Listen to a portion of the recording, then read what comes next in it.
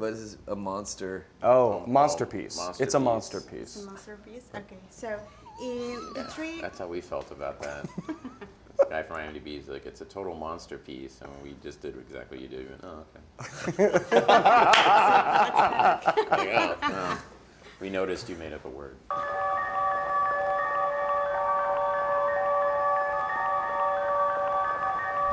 To the losers. We made an oath.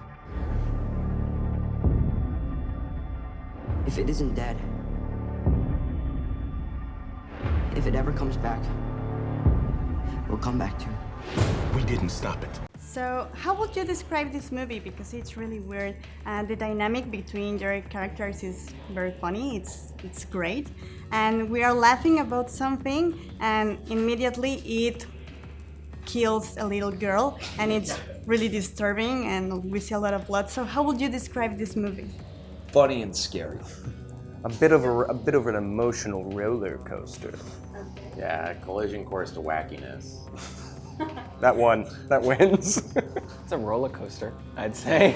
That there's so many emotions that I personally felt throughout the movie when, as you said, one moment you're laughing and the next moment you're in shock as Pennywise is killing a little girl. But like, just that those feelings are so well balanced, and how Stephen King did that in his original book, and how it was translated to film with Andy and Barbara, and they do such a beautiful job with it. And it's about breaking the cycles of trauma in all its facets and dark little corners, and also about the power of unity as well.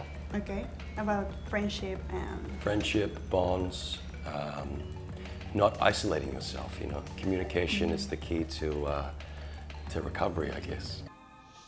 But you know what they say about Derry? No one who dies here ever really dies.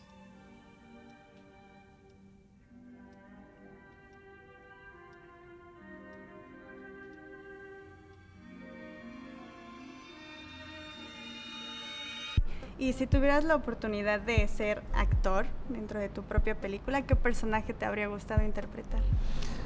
Creo que Bill, tengo más identificación con Bill Denbrough que con cualquiera de los otros losers. Okay. Aunque tengo un poquito de cada loser adentro. Sí. And I really enjoy, Eddie Kaspbrak, and I think Jack is such a fun, performer, and he's so funny, and then obviously PJ Ransone, who plays the adult one, which is like such a seamless transition, and it's a really enjoyable character. And then obviously Richie as well, which is sort of the comic relief, or the dynamic that the two of them have is it's really enjoyable. We can't let it happen again. Hello? Kid!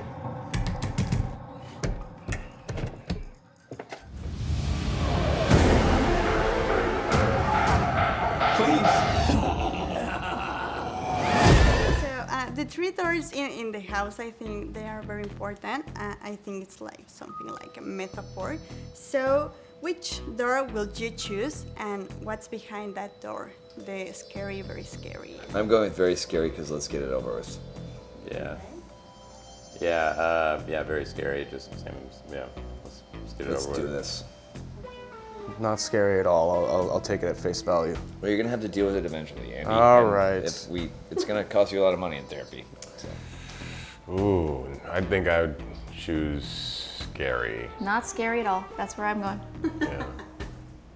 I just want to see. Like, you know what I mean? The curiosity would get me. But why not very scary? Oh, I don't want to see that much. I would go very scary because I would, Richie, he thinks it's reverse psychology, right? So he's like, that one, very scary, is not going to be scary at all. Mm-hmm. That was awesome, by the way. That was just such a fun scene. I know. Right. Yeah. And what's behind the door?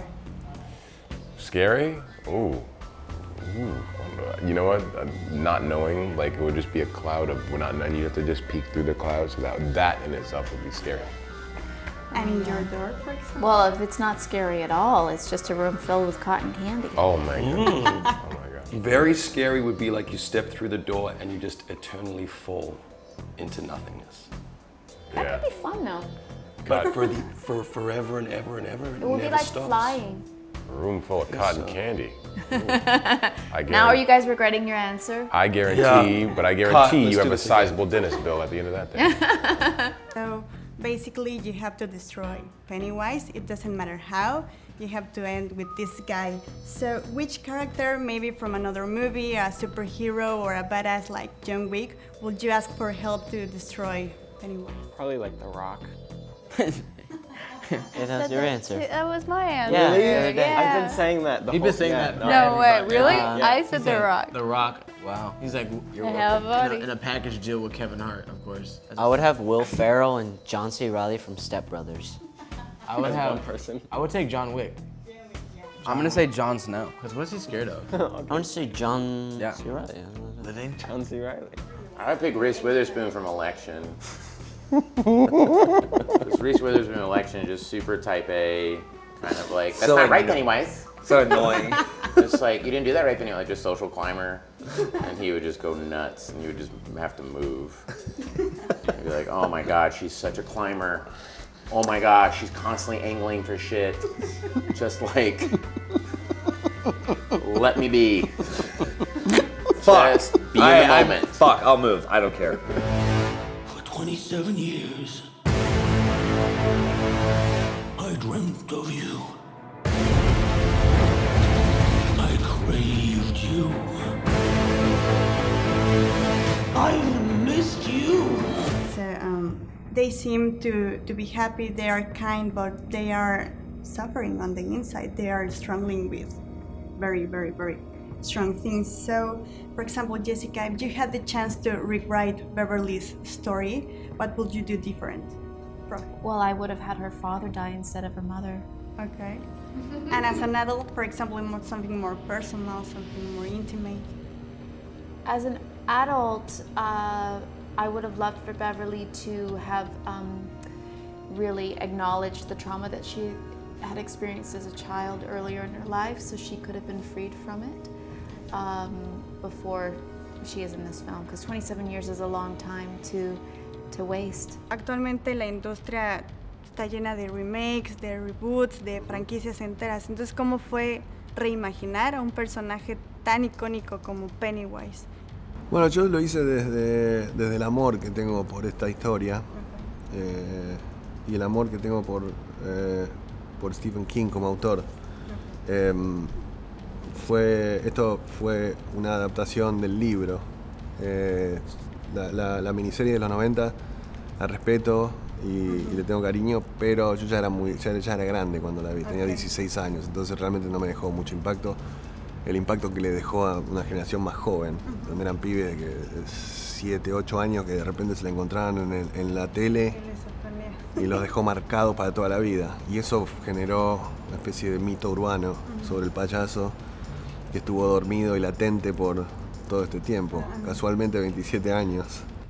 ¿Y el elenco desde siempre lo habías pensado así o ya tenías como otras opciones para tanto el elenco de los niños como el de los grandes? No, los grandes conseguí exactamente a todos los actores con los que quería trabajar. Los que tenías en mente. Los 4, que son Jessica, McAvoy, Bill Hader y James Ransone, eran personajes que yo ya quería. Los otros 3, que son Isaiah Mustafa, Jay Ryan y Andy Bean, son personajes que los encontré a través del casting. We need to finish it. For good. I've seen all of us die. It consumes us from the inside until we don't have a choice anymore. You lied. And I died. You are officially the Losers Club. You were in the greatest horror film of all time. You were in Sharp Objects, you were in Hawaii Five-0, you were in a lot of projects. So, what kind of roles or movie would you like to participate in the future? Maybe in 27 years. What about that? I mean, I'd love to branch out into some more comedy as well. I love doing the horror stuff, so I don't ever want to leave that. But I'd also love to to branch out to comedic or action.